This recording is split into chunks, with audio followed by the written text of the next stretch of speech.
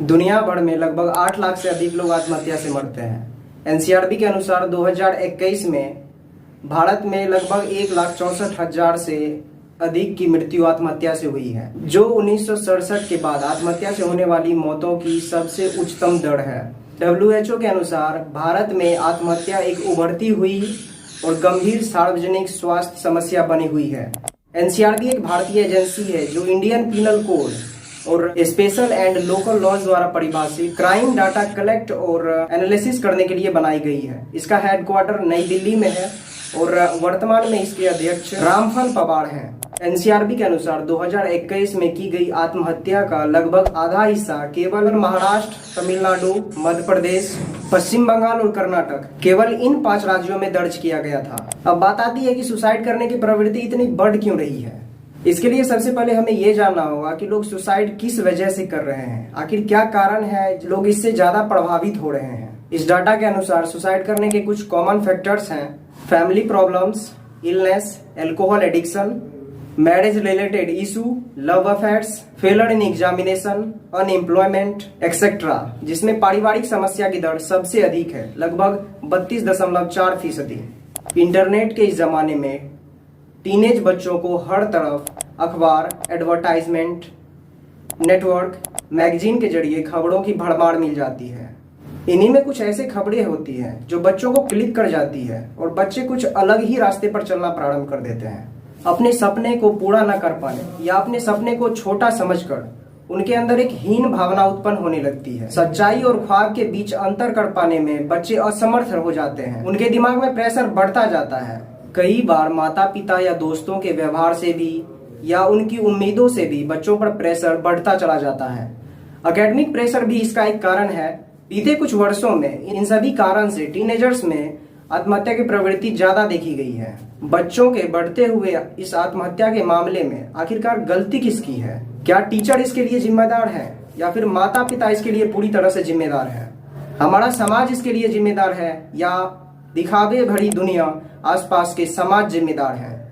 इस समस्या से निपटने के लिए हमें सबसे पहले असली कारण का पता होना बेहद जरूरी है। बच्चों के दिमाग पर किस बात का कितना ज्यादा गहरा असर पड़ता है, इस बात को भी जानना बेहद जरूरी है। कहीं ना कहीं हमारा समाज, हमारा परिवार, हमारे सहायक ही इसके लिए जिम्मेदार माने जाते हैं।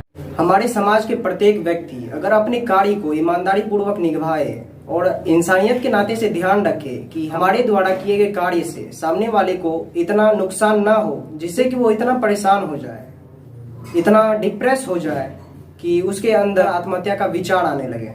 अगर हम इन सारी बातों को ध्यान में रखें तो सुसाइड केस में कुछ हद तक सुधार देखा जा सकता है। माता पिता अक्सर अपने बच्चों की भावनाओं को समझ नहीं पाते हैं, अपने सपने उन पर थोपते रहते हैं। स्कूल में शिक्षक भी बच्चों को सिर्फ शिक्षित करना चाहते हैं, इसके लिए उन्हें सजा भी दिया जाता है। कई बार ये इतना बढ़ जाता है कि बच्चों के दिमाग के किसी कोने में यह एक हीन भावना को जन्म देने लगता है। दोस्तों और आसपास के माहौल से भी वो अपने आप को कमजोर समझने लगता है। यह सभी कारण बच्चों को सुसाइड की तरफ ले जाते हैं। इसीलिए हम सभी की जिम्मेदारी है कि बच्चों को समझा जाए और उन्हें प्यार से समझाया जाए। अगर आप ध्यान से देखेंगे तो आपके अपने बच्चों में डिप्रेशन के लक्षण नजर आएंगे। इन्हें समझने की जरूरत है। आपका बच्चा कुछ अलग सा व्यवहार करने लगेगा, डिप्रेस्ड दिखने लगेगा, आपसे और दुनिया से वो दूर भागने की कोशिश करेगा। लक्षणों को समझने की सबसे बड़ी जिम्मेदारी माता पिता की होती है, पेरेंट्स की होती है, क्योंकि वही बच्चों के व्यवहार से सबसे ज्यादा वाकिफ होते हैं। अगर आपका बच्चा ज्यादातर भावुकता भरी बातें करने लगे, वह यह कहने लगे कि मैं इस दुनिया को छोड़कर चला जाऊंगा, मेरा यहाँ कोई काम नहीं है, मुझे कोई नहीं पूछता। जब आपका बच्चा खाना खाना छोड़ दे, वह उदास दिखने लगे, उसे नींद की कमी आने लगे, वह रात भर सोता ना हो, दिन भर ना सोता हो, ना ठीक से खाता हो, तो आपको समझ जाना चाहिए कि उसे किसी तरह की तकलीफ सता रही है और वह डिप्रेशन में जा रहा है। सबसे जरूरी बात होती है कि बच्चों की कोई भी बात या उनके नए व्यवहार को भी नजरअंदाज करने की कोशिश नहीं करें।